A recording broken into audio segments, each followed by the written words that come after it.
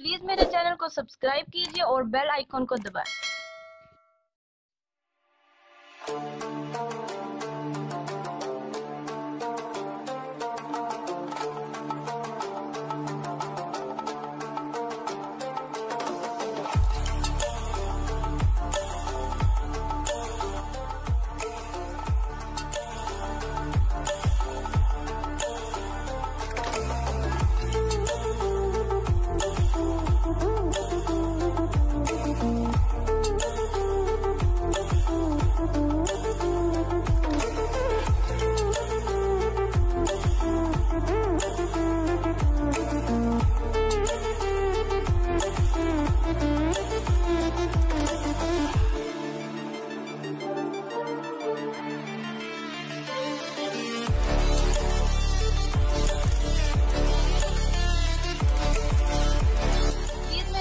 Subscribe कीजिए और बेल icon को दबाएं।